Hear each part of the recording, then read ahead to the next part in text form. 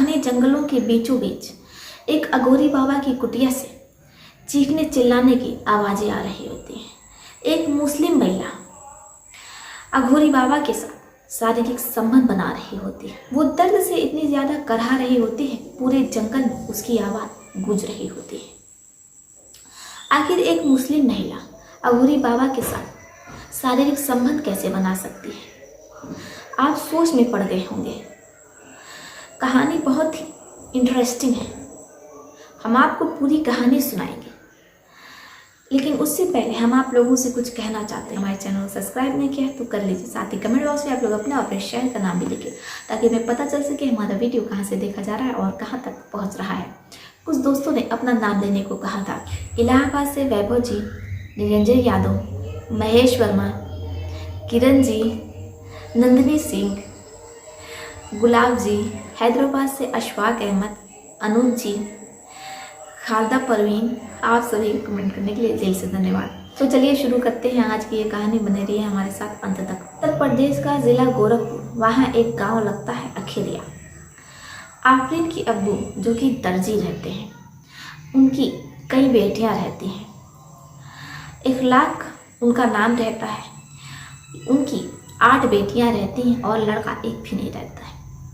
ऐसे में इखलाक जो कि दर्जी रहते हैं, उन्हें कुछ समझ में नहीं आता है कि अब जो उनकी बेटियां हैं वो जवान हो रही हैं, आगे क्या होगा, इनकी शादी ब्याह कैसे होगी।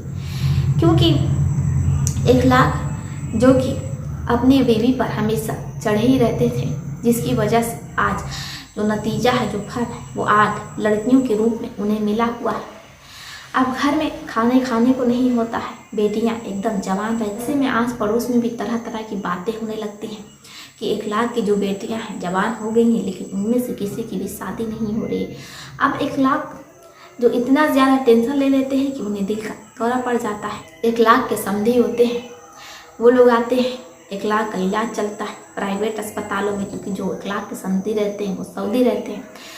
अब ऐसे में बढ़िया अस्पताल में इखलाक का इलाज होता है और कुछ ही दिनों में वो एकदम अच्छे होकर के घर चले आते हैं। अब इसके बाद जो समधी रहते हैं वो कहते हैं कि ऐसा है, आप अब ये सब काम छोड़िए, आप हमें अपना बेटा ही समझ, हम आपकी और आपकी बेटियों की पूरी देख रेख करेंगे और उनकी शादी ब्याह भी करवा देंगे। होता भी वैसे ही है। अब जो इखलाक के समधी रहते हैं वो उनकी बड़ी बेटी जिसका नाम आफरीन रहता है उसके लिए रिश्ता खोजने लगते हैं। रिश्ता मिल भी जाता है, लेकिन जो लड़के वाले रहते हैं वो दहेज में होंडा गाड़ी मांग देते हैं। अब जो इखलाक रहते हैं वो कहते हैं कि भाई हम तो सोचे थे कि निकाह सरा पढ़ा करके अपनी बिटिया को विदा कर देंगे, हम 1 लाख रुपए की होंडा गाड़ी कहाँ से आप लोगों को देंगे। बहरहाल लड़के वाले मान जाते हैं और आफरीन का निकाह सरा पढ़ा दिया जाता है। अब आफरीन विदा होकर के अपने ससुराल पहुंचती है, उसे उसके दूल्हे के कमरे में बैठा दिया जाता है। आफरीन बेहद खुश रहती है कि आज उसकी सुहागरात है, आज उसके साथ सेक्स होगा। जैसा कि हर लड़कियों के मन में खुशी रहती है, चेहरे पर हंसी रहती है, ऐसा कुछ आफरीन के साथ बीता। अब आफरीन अपने दूल्हे के आने का इंतजार कर रही होती है। वो समय भी आता है, आफरीन का दूल्हा आफरीन के पास आता है, वो आफरीन को सलाम करता है। आफरीन अपने दूल्हे को यानी कि आफ्ताब को सलाम का जवाब दे देती है, क्योंकि मुस्लिमों में ये रिवाज है, जब दूल्हा सेक्स करने आता है तो अपनी दुल्हन को सलाम करता है। अब जब दोनों में सलाम जवाब हो जाता है तो फिर इसके बाद आफ्ताब आफरीन के शरीर से एक एक करके पूरे कपड़े निकाल कर फेंक देता है। आफरीन का लहंगा ना जाने कहाँ पड़ा हुआ रहता है। आफरीन की जो सोने की ज्वेलरी होती है, सोने का जो हार होता है, वो सब बिखरा पड़ा रहता है। आफरीन की चूड़ियाँ भी इधर उधर पड़ी रहती हैं। पहनती ही क्यों है ये लहंगे और चूड़ियाँ, जब उतार करके फेंकी ही जाती है। अब ये तो वही लोग जाने। खैर, अब आफरीन का दूल्हा आफरीन के साथ बड़ी ही तेजी के साथ सुहागरात मनाता है। ऐसे कई घंटे हो जाते हैं, लेकिन आफरीन को पति सुख नहीं मिल पा रहा था, ना तो आफरीन की सही सुहागरात ही हो पा रही थी। आफरीन को कुछ समझ में नहीं आता कि आखिर ये क्या हो रहा है। अब आफरीन झल्ला जाती है और आफ्ताब को धक्के दे देती है। जब वो आफ्ताब को धक्के देती है तो देखती है कि जो उसके शौहर का लिंग है वो तो काफ़ी ज़्यादा छोटा है। अब जब आफरीन ये देखती है तो हड़बड़ा जाती है।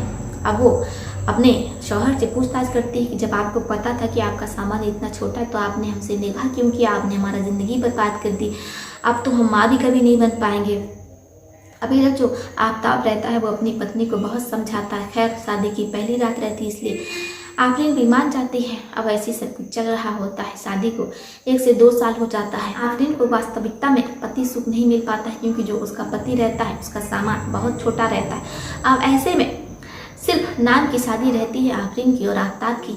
अब आफरीन आफ्ताब को तलाक भी नहीं दे पाती है, क्योंकि अगर वो उसे तलाक दे देगी या तलाक की मांग करेगी तो फिर वो रोटी टोटी की मोहताज हो जाएगी, क्योंकि उसके अब्बू पहले से ही कोई काम नहीं करते हैं। अभी 7 बहनें जो शादी को बची हुई हैं उनका क्या होगा, इसलिए आफरीन ये सब कुछ बर्दाश्त कर लेती है। अब इधर पूरे खानदान में, समाज में आफरीन को ताना पड़ता है कि शादी का 1 से 1.5 साल हो गया, 2 साल होने को आया है, लेकिन कोई खुशखबरी नहीं मिली, यानी कि आफरीन पेट से नहीं हुई है। अब आफरीन ताने सुनते सुनते बहुत ज़्यादा परेशान हो जाती है। वो रोती है, डॉक्टरों के पास भी जाती है, लेकिन कहीं से उसे कोई आराम नहीं मिल पाता है। अब डॉक्टर कहते हैं जब आपके पति का सामान छोटा है तो हम उसे बड़ा तो नहीं न कर पाएंगे। हम क्या कर सकते हैं, या तो आप दूसरी शादी कर लीजिए या फिर अपना देख लीजिए आपको क्या करना है। अब आफरीन तलाक दे नहीं सकती थी, ले नहीं सकती थी, वो करे तो क्या करे।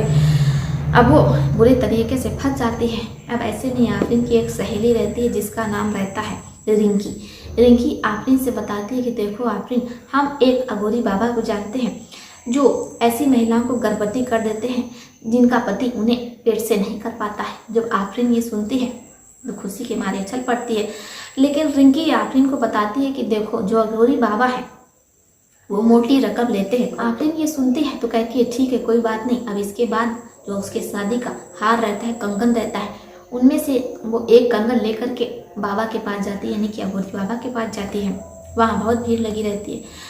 अब जब आफरीन का नंबर आता है तो वो बिना कुछ कहे बाबा को वो कंगन पकड़ा देती है और रोने लगती है। जब बाबा आफरीन को रोता हुआ देखते हैं तो कहते हैं कि देख तेरा हर कष्ट हरण होगा, क्योंकि अब तू मेरे चरणों में आई है। अब जब आफरीन ये सुनती है तो फपक करके रोने लगती है। अब अघोरी बाबा में और आफरीन में कोई भी बातचीत नहीं होती है। इसके बाद अघोरी बाबा आफरीन को अंदर ले जाते हैं और आफरीन के शरीर से एक एक करके पूरे कपड़े निकाल कर फेंक देते हैं। अब आफरीन एकदम नग्न रहती है।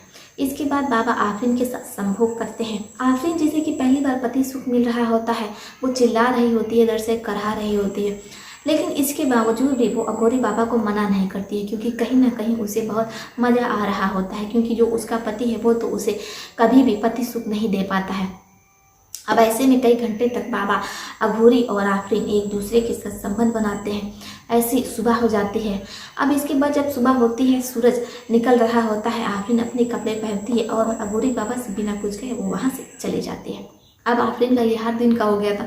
हर दिन आफरीन कोई ना कोई जेवर लेकर के जाती और फिर बाबा अघोरी के साथ वो संबंध मनाती।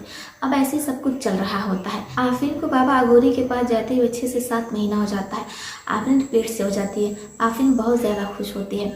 अब वो अपने घर आती है, अपने पति को बताती है, तो पति खुश होने की बजाय आफरीन पर काफ़ी ज़्यादा गुस्सा आता है और चिल्लाता है। आफरीन अपने पति की एक नहीं सुनती है और वो कहती है कि हम अपने इस बेटे को इस दुनिया में ला कर रहेंगे। इधर जो ससुराल वाले रहते हैं, जो आफरीन का पति रहता है आफ्ताब, वो लोग आफरीन पर दबाव बनाते हैं कि वो अपना गर्भपात करवा ले, लेकिन आफरीन कहती है ऐसे तो मैं कभी भी मां नहीं बन पाऊंगी। लेकिन इसके बावजूद भी ससुराल वाले आफरीन की एक नहीं सुनते हैं। ये सब कुछ चल रहा होता है। आफरीन एक हष्ट-पुष्ट बच्चे को जन्म दे देती है। आफरीन बहुत खुश होती है, लेकिन आफरीन का शौहर आफ्ताब आफरीन को तलाक दे देता है। अब आफरीन को कुछ समझ में नहीं आता है कि वो अपने बच्चे को लेकर के जाए तो कहाँ जाए। अगर वो अपने घर जाती है तो उसे पता है कि खाने को एक रोटी भी उसे नहीं मिल पाएगी, क्योंकि उसकी जो बाकी बहनें उनकी भी शादी नहीं हो पाएगी। ऐसे में आफरीन को कुछ समझ में नहीं आता है कि वो क्या करे। अब वो सीधा अघोरी बाबा के पास जाती है। जब अघोरी बाबा ये देखते हैं कि आफरीन अपने बेटे को लेकर के आ रही है तो वो बिना कुछ कहे आफरीन को अपने कुटिया में रख लेते हैं। अब आफरीन बाबा अघोरी के साथ कुटिया में रहती है। बाबा अघोरीनाथ आफरीन का और उसके बेटे का अच्छे से ख्याल रखते हैं। अब आफरीन का बेटा 7 साल का हो गया है। अघोरी बाबा, आफरीन और उसका बेटा वो तीनों एक साथ जंगल में बड़ी ही हंसी खुशी से रह रहे हैं। क्या दोस्तों, आफरीन के शौहर आफ्ताब ने जो किया, यानी कि आफरीन को तलाक दे करके, वो सही किया। बाकी अघोरी बाबा ने जो आफरीन को अपना करके, उसके बेटे को अपना करके जो किया, क्या उन्होंने सही किया? आपकी इस कहानी पर क्या राय है, आप हमें कमेंट बॉक्स में लिख सकते हैं। तो चलिए फिर चलती हूँ, मिलते हैं आपसे किसी और सच्ची कहानी में, किसी और सच्ची घटना में। तब तक के लिए आप अपना और अपने परिवार का ध्यान